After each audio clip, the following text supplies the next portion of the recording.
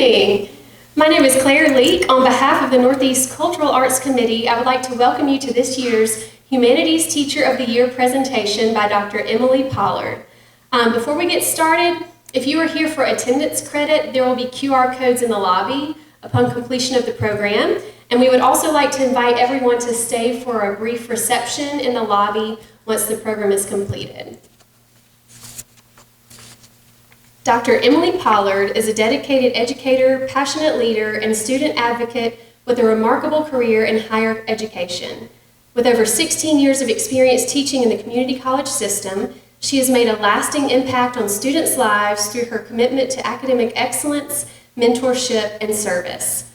Dr. Pollard holds a Doctor of Education from the University of Southern Mississippi, along with a master's degree in counselor education and bachelor's degree in secondary education from Mississippi State University, and her associates from Northeast Mississippi Community College. As a proud product of the community college system, she understands the transformative power of education and works tirelessly to support and inspire her students. She is also a graduate of the Mississippi Community College Leadership Academy, further demonstrating her dedication to professional growth and leadership in higher education. A leader among her colleagues, Dr. Pollard served as president of the Faculty Association in 2020, advocating for faculty and students alike. Her excellence in advising and instruction has earned her numerous accolades, including the 2018 Outstanding Academic Advisor Merit Certificate, the 2020 Top Award for Social, Behavioral, and Applied Sciences, and the prestigious 2023 Boonville Citizen of the Year Award, recognizing her profound impact on both campus and community. Beyond the classroom, Dr. Pollard serves as the director of the Student Food Pantry, ensuring that students have the resources they need to succeed. She also shares her leadership skills and love of students as a co-director of the Parade of Beauties. Dr. Pollard's passion for psychology is evident in her engaging and innovative teaching methods. She brings complex concepts to life, making learning both accessible and enjoyable for her students. Whether leading courses in general psychology, child development, or adolescent psychology, she fosters a classroom environment that encourages curiosity, critical thinking, and personal growth. A lifelong learner herself, Dr. Pollard is an Apple teacher and Apple coach, integrating technology into her teaching to enhance student engagement and success. Outside of her academic and leadership roles, Dr. Pollard is active in civic organizations and enjoys cooking, traveling, and crafting. She is also a devoted wife and mother, finding joy in both her professional and personal life. So if you could, please welcome my friend, Dr. Emily Pollard, to the stage.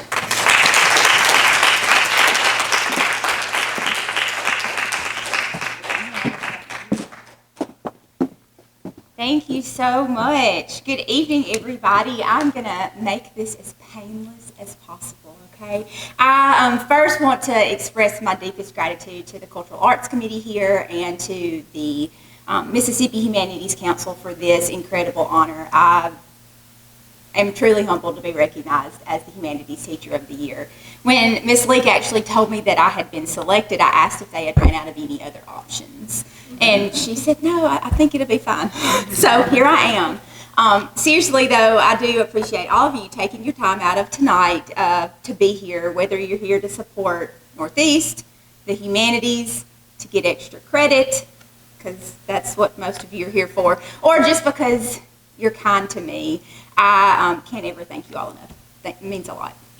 So, first, you may be wondering why a psychology instructor is receiving a humanities award. And psychology is often categorized as a social science. It actually bridges both worlds in really fascinating ways. And so other humanities tend to look at the history behind things, and so psychology helps us understand this human experience that we all have. And we look at it through scientific inquiries, but we also use it to study individual stories and contexts. Many philosophers distinguish between the sciences that seek general laws and sciences that explore unique experiences, but they could have never predicted how beautifully diverse psychology really would become. So using data, understanding humanity, while we're not ever going to lose sight of individual narratives and cultural contexts. So tonight, I'll discuss a theme that's really close to my heart, which is the heart of humanities, understanding culture and connection. Through this talk, I really hope to demonstrate how the principles of humanities, more than anything social psychology, can shape our communities, our perspectives, and our connections with one another. Humanities are not just about acquiring the knowledge, they're about fostering empathy, celebrating diversity, and building bridges between people. I really like to think of myself as a bridge builder. So, let's begin with understanding. The fundamental concept within both humanities and social psychology is this idea of understanding. And social psychology, what it does is it teaches us how social environments actually shape our behaviors and our attitudes and our identities, who we are. Through this lens, we can actually better understand human actions, dismantle our prejudices, and develop a compassion. In the classroom, teaching social psychology is about more than just memorizing theories. It's about cultivating an awareness. We are seeking, like this says, to see the world through other people's eyes, to explore these beliefs, and to use the power of empathy. Many people don't know the difference between empathy and sympathy. Empathy is where we put ourselves in other people's shoes, whereas sympathy is where we feel sorry for people. And I tell my students this all the time. Nobody wants you to feel sorry for them. They want you to understand them. And that is what psychology really is, and that is my job as an instructor, is to find that empathy for students and to help them get to where they need to go. So when we're talking about social psychology in general, the number one thing that we look at is something called social influence. And you can read the definition here, but social influence is just how you change your ideas, your opinions, as a result of your interactions with everybody. And we tend to think of this in the social idea of conformity. And conformity is where you change who you are to match other people around you. That's the whole idea. And we think of that as a bad thing. But conformity is really what makes our world go round. We need a little bit of it. We need a little bit of social influence. A type of thing that you're seeing here is kids in a library. Think about when you go to a library. I'm sure everybody is not always quiet, right? But when you go to a library, you do what you're supposed to do. You're sitting quietly. All of you right now are conforming. You may not think of yourself as conformists, but you're doing that right now. I know most of you in here, and you are not this quiet all the time. So you're conforming. You're doing what everybody else around you is supposed to do. And that's the whole idea of conformity and of social psychology, is understanding why we do those types of things. We do need that little bit to push us into where we need to go. So one thing that I like to look at is this really neat study from 1950 Solomon Asch did, where participants were found to give incorrect answers to simple questions when influenced by a group. This landmark study really highlighted how group dynamics override individual judgment, illustrating the powerful effect of social influence on behavior. So how the experiment worked is Solomon Asch provided this target line here, you can see in the little picture, and then said, pick out which one of these matches this line. But what people didn't know is that there were actors amongst them, and the actors were told to give the incorrect responses. And what they found is that if someone was to be asked this question, not have any type of actor influence on them, and then be asked in private, less than 1% gave the incorrect answer, because again, they were simple questions. But when they took this, put actors in, and then people had to answer in public, in front of people, they found that there was 35% of the time, 35% of people actually answered incorrectly. And out of that 35%, 75% of them actually answered at least one time incorrectly. So what does that do? What does that tell us? Well, we're more likely to conform to a group, even when we know the answer is wrong. So when we look at it in the lens of education and we look at it in the lens of where we are right now in our social climate, we tend to do what others do around us. And that makes what our world experiences quite unique. Conformity is higher in groups when people belong. So the closer you are to someone, the more likely you are to change and shift your narrative and your thinking to their way of thinking. The principles of social psychology show up everywhere in our daily lives. Like I said, you're conforming right now. I've also noticed when I tell students that there's going to be a pop quiz, their heads pop up and their phones go away. That tends to be a social psychology narrative there too. So when I'm trying to help students understand that circumstances shape our behavior more than our intrinsic character does, there are some newfound perspectives that really encourage students to approach with less judgment and more compassion.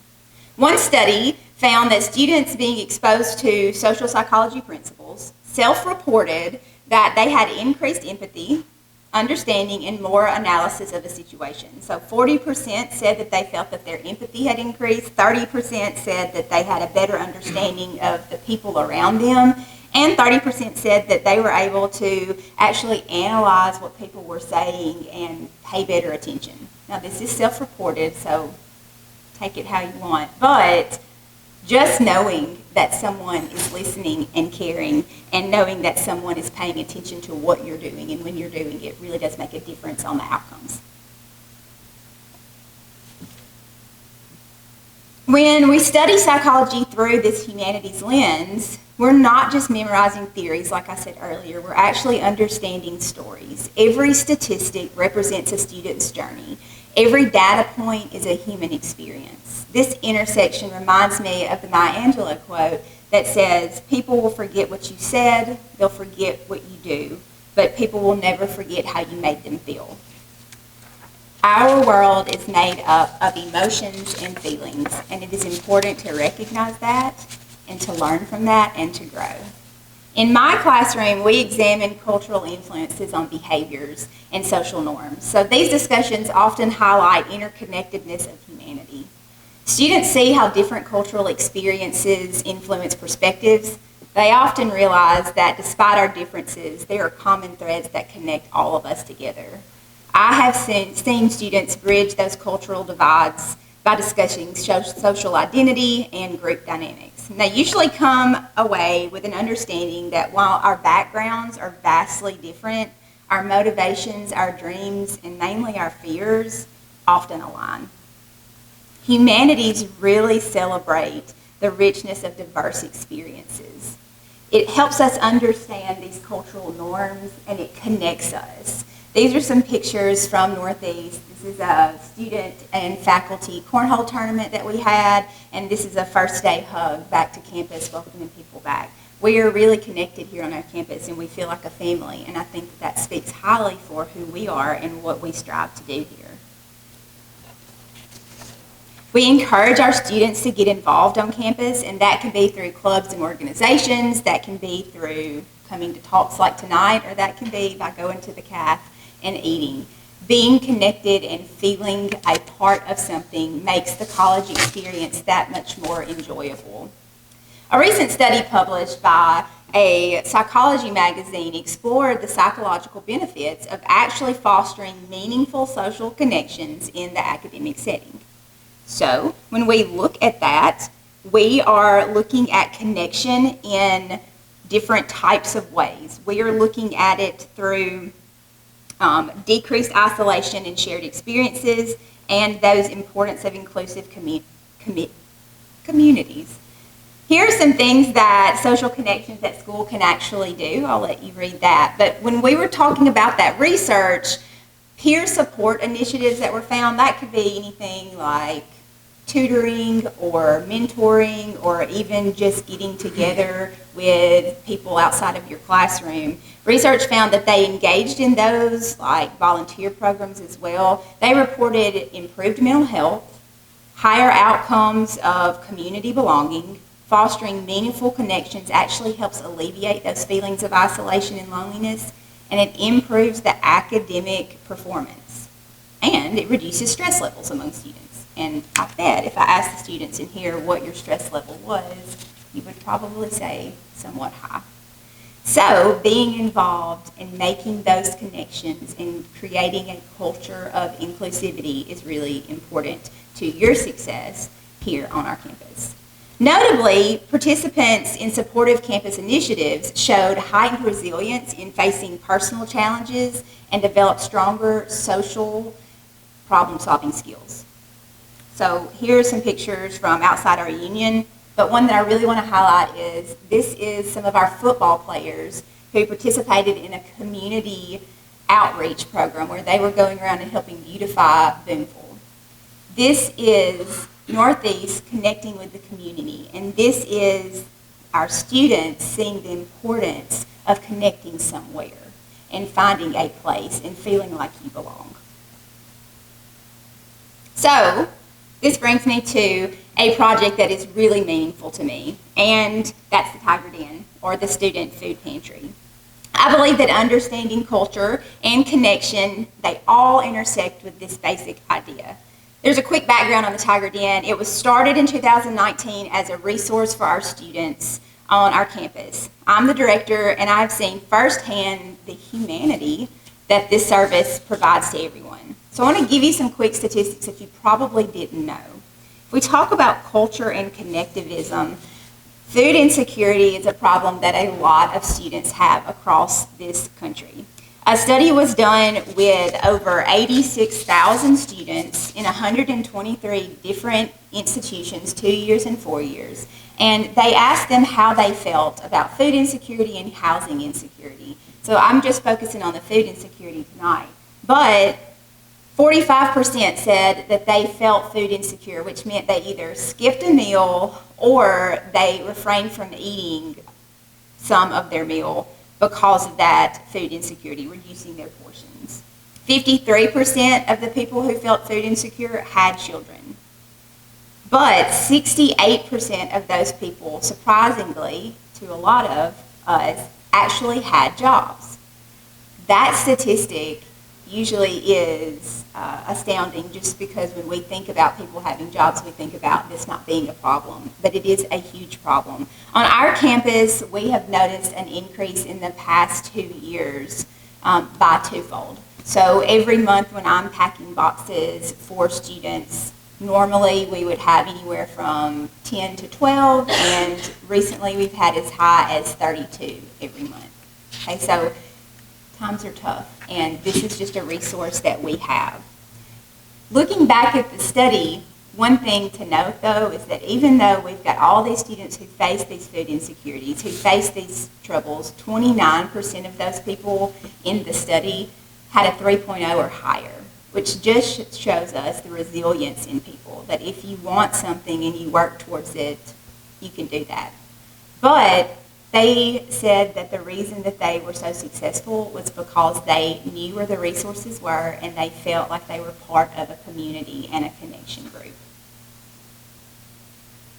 In our food pantry, I feel like we're not just distributing food, but we're distributing dignity, hope, and a message that every student matters, because a hungry student is not a successful student. And if you're worried about what you're going to eat, you're not going to be worried about your class, and we want you to do well in classes. So not only does the pantry provide feelings of this connection and this understanding that I've talked about, but students that receive services often get meaningful lessons from students that volunteer as well. The act of volunteering actually allows there to be a learning moment, moments about cultural and social issues, as well as lessons in social responsibility. Students are faced with the reality that many of their classmates may struggle with this, and it allows there to be a teachable moment and a very real and sobering truth that if not faced with it now, it could be a possibility in the future. Looking at the food pantry as a case study in social psychology, if we can address the problem as a cultural and societal issue, if we can encourage students to empathize and take action, then we can create those lessons in compassion and social responsibility, which is really important. So these are just some pictures, putting it in action. A student who volunteered once told me that helping others gave them insight into the challenges that other students were facing, that also fostered a sense of empathy that stayed with them much longer after when they left from volunteering. These initiatives combat that isolation that often accompanies food insecurity by creating a space of connection and a space of community. Students who volunteer a lot of times are also receiving services. So they are giving and receiving at the same time. Our Phi Theta Kappa every semester makes it a point to foster this connectivity by doing the service project of food drives. And it usually provides enough food for 2 months without us having to source that out at all. My work with the student food pantry also reaches out into employees and community members. This August, employees provided all of the food that you see in this picture. It was several 100 pounds of food, actually, as a service project during our in-service. People also donate monthly sums. Community members donate items and monetary funds as well, specifically just for the Tiger Den. So you'll see 2 pictures up here. One is of my sweet little girl showing some products that were donated by the Mississippi Baptist Association, and then underneath is a Student Activities Baptist Association donating some food as well. So we're reaching out into the community and building this sense of camaraderie and connection. The food pantry has shown me just how vital the connections that I've been talking about are. It's more than a resource for food assistance. It's a space where students can feel seen, they can feel valued, and they can feel supported. So also when students volunteer and share and support one another, they live out those principles that I've been discussing. As I stand here to accept this award, I'm reminded of a moment in a food pantry last semester. A student volunteer turned to me and said, I came here thinking that I was just going to stock some shelves, but I'm actually learning more about human nature than any textbook. And I said, I'm going to write that down because that sounds like a really good quote to put in something. So here we go. But that's what humanities are. That's the heart of humanities. It's where theory meets reality. It is where understanding meets action, and it's where education can transform into empowerment, which as an instructor, I feel that is my main role. Yes, I want students to learn about the information that I'm teaching, but I want them to learn about themselves and become better human beings because of what they have taken away. The humanities and social psychology in particular teach us to look beyond this individual to see each person as part of a larger social network. When students understand that power of social influence and the importance of community support, they're going to carry these lessons into their lives. As an educator, I am so privileged to play a role in preparing students to be compassionate, thoughtful leaders who are going to understand the complexities of human behavior in society. So I thank everyone who supports humanities education, who supports Northeast, and who supports each other, because together we can foster understanding, celebrate culture, and build connections that will unite us. Thank you.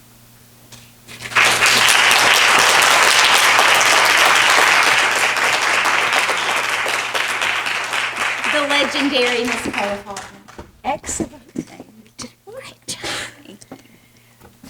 I am Carla Faulkner, and I'm here representing the Mississippi Humanities Council.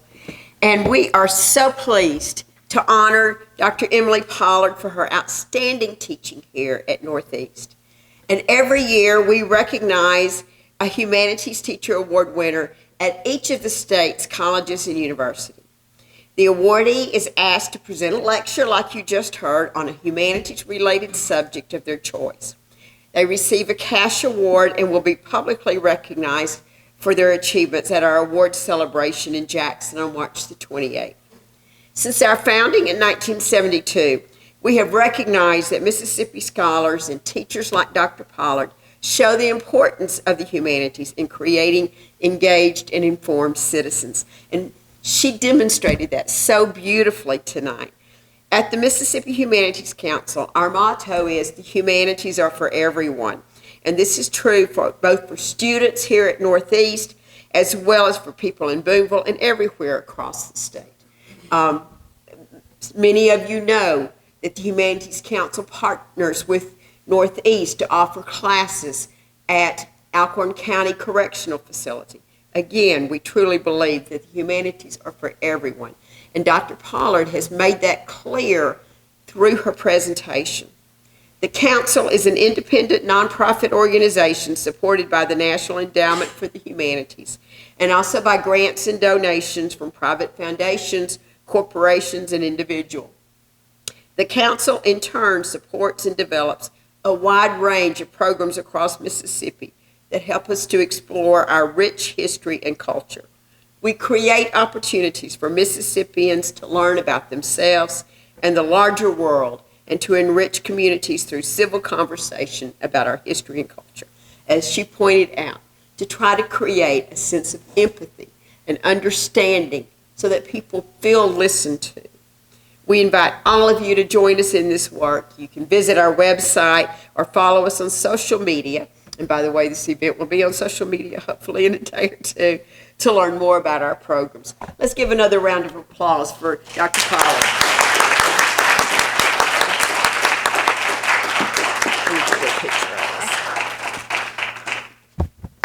I think you're all invited to the reception out in the hall.